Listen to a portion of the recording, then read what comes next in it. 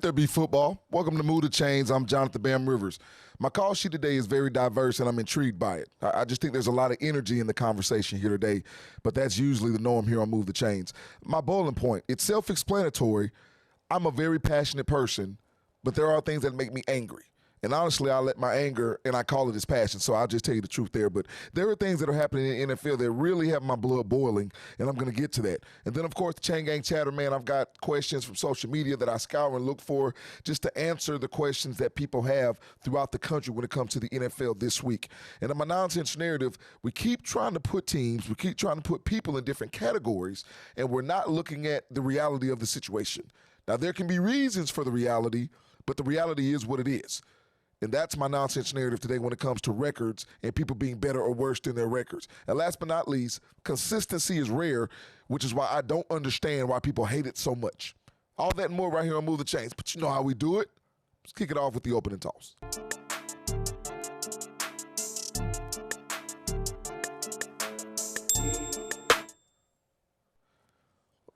Bam's boiling points. So, again, I said this in the open. I'm a passionate person. If you know me, you know that. If you've watched this show for the past year that it's been on, you know that.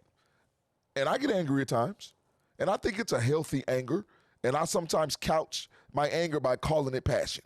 Whatever I feel, that's what I'm going to say. So there are some points that happen in the NFL, and there are some things that transpire, and they really make me upset. And I'm going to go to my first bowling point, and you're going to see some video and see my lower third. And I think NFL teams are kicking field goals to the curb, and the pun is intended there. Let me ask you this question. What's the goal of any NFL team? It's to win football games. We all agree on that. However, I know we disagree on the route that can be taken to get there. Now, everybody doesn't have to have the same philosophy. I understand that. I'm not asking you to share my philosophy, so to speak. Everybody doesn't have to have the same mindset. I understand that, even though I think there is a mindset of successful people that lead you there. But analytics, I think, have completely changed football because it's taken away not the human element, but it's taken away the human gut. And I say that because if you're in a football game, and analytics, what they don't do is they don't entail the game in that moment. They'll say if it's 4th and 4 from the 38, analytics say go for it. But the analytics can't tell me what's been happening the first 2.5 quarters or the first 3.5 quarters of this football game. So let me ask you a question. Do you know that the NFL wants more scoring? You probably want more scoring. I'm a defensive guy, so I just like good football wherever it comes from. But do you know that in the past 5 or 6 seasons, scoring in the NFL on average has gone down? It's gone down. For everybody that wants nothing but touchdowns, it's gone down. And this, I think, is a big reason why. It's because teams are so willing to pass up field goals to score touchdowns. And here's the narrative that I hear so often. Teams at the 8-yard line, 6-yard line, it's 4th and goal. Well, hey, go for it. You got to be aggressive because if you don't get it, then you'll have the other team pinned down. So you're telling me it's better to have the other team pinned against your goal line to possibly get a safety, which is 2 points. Maybe you can get a defensive touchdown, right? It happens. But more often than not, to get a safety worth 2 points, but you're willing to forego a field goal, which is 3 points.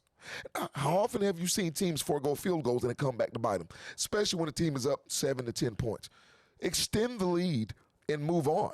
And I guess I could put punting in the same category. Even though punting doesn't lead to points, punting does put you in a position to have the team back against its own goal line. Then you can play the field position. Field position is always important. It's always important. And I understand that we live in a day and age where there's the big plays. Every team can't have big plays. Some teams have to matriculate the ball down the field.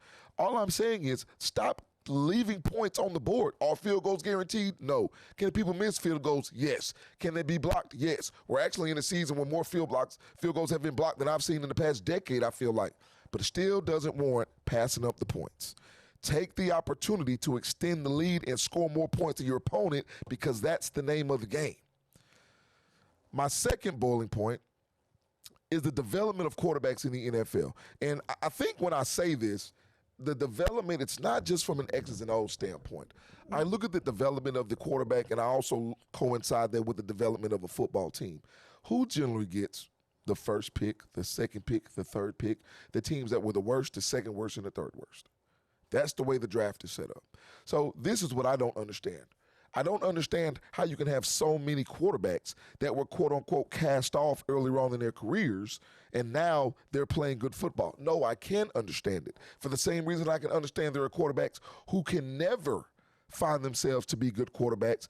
And sometimes, one, they're not good enough, but two, teams are in a position to develop people. So you mean to tell me you want to combine a team that has a bad record from the previous year because they have a bad, probably development program, they're bad in situational football, they're bad possibly at head coach, they're bad on the offensive line, they're not good, which is why they're the number one pick in the draft for a reason, and then you combine that a lot of times with a player that has limited starts in the NFL. Because remember, there's a stigma on quarterbacks or players in the NFL that if you stay in college longer, you're not as good. You're not as NFL ready. So now you bring in an inexperienced player to try to turn around a program with inexperienced development characteristics. What sense does that make? And in the NFL, the margin of error I keep saying is not what everybody wants it to be. There are almost 50% of games in the NFL are decided by 7 points or less. 47%, almost half of the games in the NFL are decided by 7 points or less, and the majority of them are decided by 9 or 10 points. That's where we live in the NFL. So for you to not be able to develop a quarterback, for you not to be able to develop a program, I'll go back and say this. Do you remember what I said about Caleb Williams and Ben Johnson becoming the best head coach? I said the best thing that Caleb Williams could get from Ben Johnson was for Ben Johnson to be a great head coach, not a great quarterback coach. Because if the team is better, the quarterback undoubtedly can become better because he doesn't have to be as perfect, especially if he doesn't have the experience. So when you're trying to develop a team and a quarterback, they have to coincide with one another. There are too many bad teams trying to ask inexperienced quarterbacks to become their savior, and this is why they continue to be bad teams and continue to draft number 1, number 2, and number 3 overall every single year in April. All right, let me get to my third bullet point, man. The way that people predict games, and I call it the science of predictions. Let me ask you this question. Why do people, and if it's you, let me ask you a question. Why do you pick Super Bowl contenders? Because you want there to be conversation. You think this is a team that's going to be good. Fine. Have no problem with you giving me at the beginning of the season who you think is going to be in the Super Bowl. Okay? You don't know what's going to happen during the season, so everybody likes to make preseason predictions in terms of the Super Bowl. I like to wait a little bit. It's what it is. But when you make your Super Bowl prediction, do you know why so many people will call a team a Super Bowl bust when they haven't even been anywhere near the playoffs in week 4, or why their prediction is out the door and then they get upset? It's because you expect your Super Bowl predictions or playoff predictions to look like a playoff or a Super Bowl team the entire season. It's a 17-game, 18-week season full of injuries, full of attrition, full of trades, full of Thursday night games on the road against divisional opponents, right? Full of different starting lineups along the offensive line, full of backups having to play. There are so many different variables in the NFL, and yet you expect a Super Bowl contender that you deemed a Super Bowl contender to look like a Super Bowl contender each and every week, which is why so many people have such an overreaction week to week because their expectations dictate that reaction. You can have a Super Bowl contender, but have the realistic expectations like the Philadelphia Eagles last year, like the Buccaneers who won the Super Bowl 4 or 5 years ago when Tom Brady was the quarterback and Bruce Arians was the head coach. You will not look like a Super Bowl contender the entire year. That's the way the NFL is structured. Deal with it. All right, when we come back from the break, it'll be the Chain Gang Chatter, and I'll be answering your questions via social media. Back when we'll move the chains, right after this.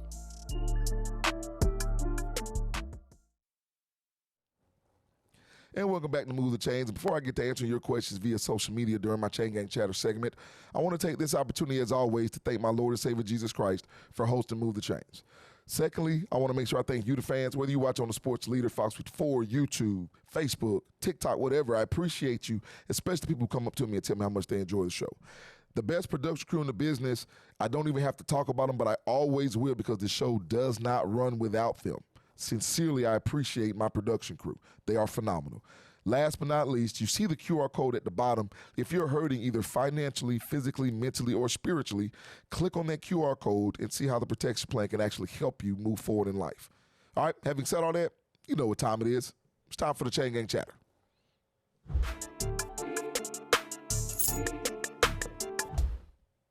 All right, so it's time for me to answer questions that I see on social media. Questions that I hear from people all the time. And here's the first question. Who's the best team in the NFL right now? I think the Colts have been very good. and I'll talk about them a little later, but I think Tampa Bay is the best team in the NFL. I think Tampa Bay has what I would like to call quality wins this year in the NFL. If you see they've beaten the Falcons, you see what the Falcons look like. They've beaten the Seahawks, you see what the Seahawks look like. And they've beaten the 49ers, you see what the 49ers look like. Okay, so quality opponents matter in the NFL, even though sometimes people don't want to admit it. Everybody's going to talk about Baker Mayfield and this offense, and I understand that.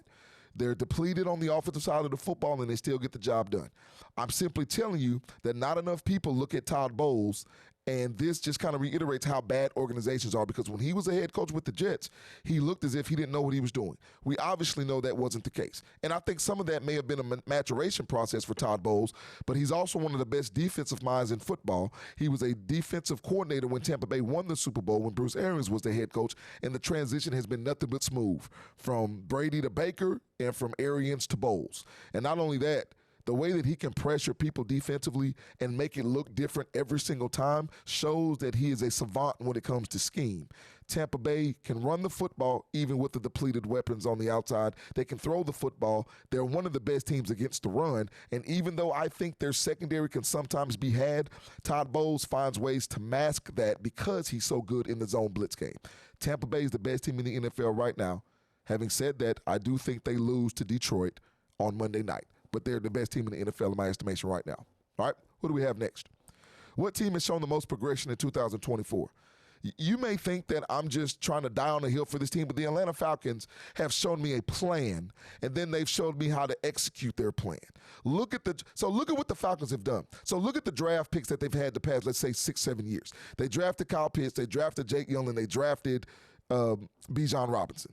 How's that looking for them? They drafted Jalen Walker, right? How's that looking for them? Okay, they drafted Xavier Watts, the safety out of Notre Dame. How's that looking for them? How is the draft? How's it looking for them in terms of the free agents like Jesse Bates that they brought in? How's the draft pick of Michael Penix Jr. looking right now for the Atlanta Falcons? All I'm saying is this is a team I told you would be a very good team. And I said I don't think the Falcons will make the playoffs. Now, they may end up in the playoffs. I'm still going to stick with that because the NFC is very deep. And the Falcons are good.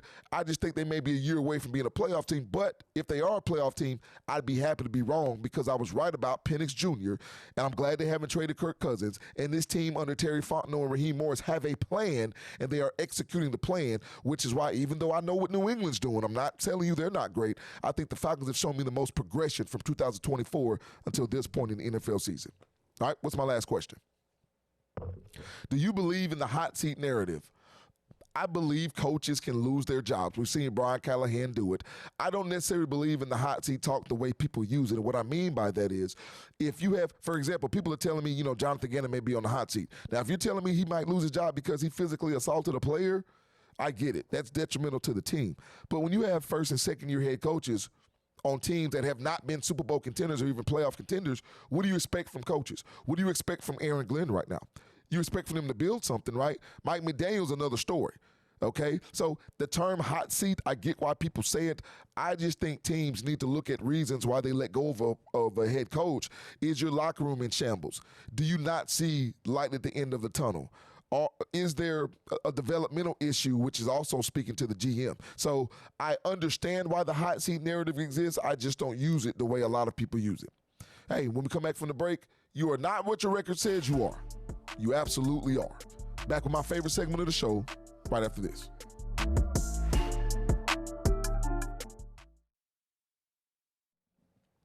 And welcome back into the show. It's time for my favorite segment of the show, because I get to debunk what I feel people say that makes no sense to me. It's time for my nonsense narrative. Run it.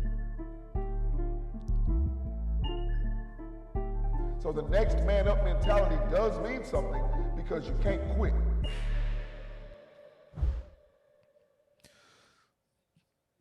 Your record is not what you say it is, or your record, you're better, or you're worse than your record.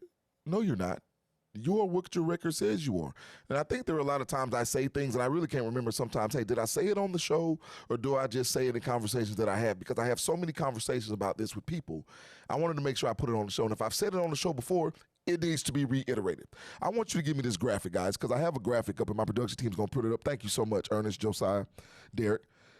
this is a top 10 list. This is not my rankings, okay? My Rivers rankings has not yet debuted. I've got you on a cliffhanger. I'm waiting on them. I know you are.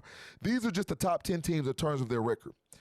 I can look at the Colts and tell me, man, the Colts have gotten fat off teams that aren't good. That's true. The Bills have gotten fat off teams that are not good. That's true. The Lions have gotten fat off teams that are not good. And the two teams that we deem pretty good, the Packers and the Chiefs, are their two losses. All that's true.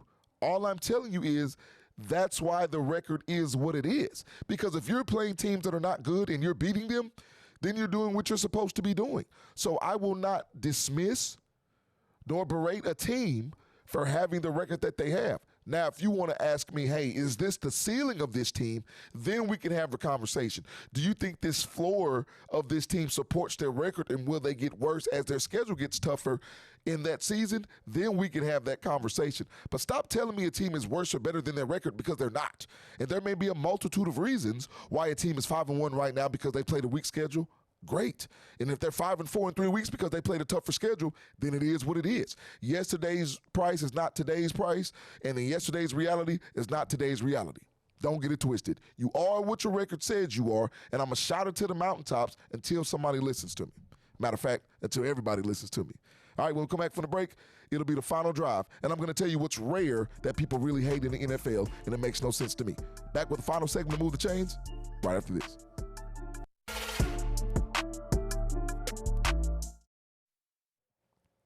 And welcome back in to Move the Chains. And now it's time for the final segment of the show. It's time for the final drive.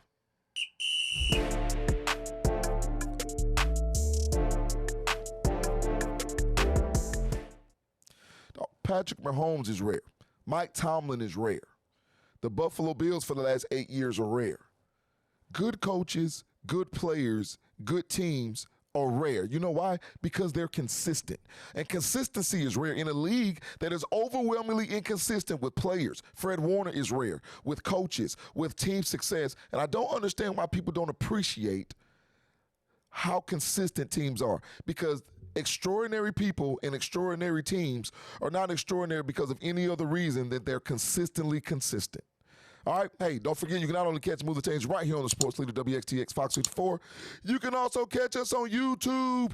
Make sure you subscribe to the channel that you see on the screen. It's at Move_the_Chains. Make sure you like, subscribe, leave a comment, hit that notification bell. We're here for it. Hey, for the best production crew in the business, I'm your boy Jonathan Bam Rivers, and always remember, build every day of your life brick by brick. And don't forget to scan that QR code so that you can put your life in a better position spiritually, financially, mentally, and physically. And as always, until next time here on Move the Chains, God bless.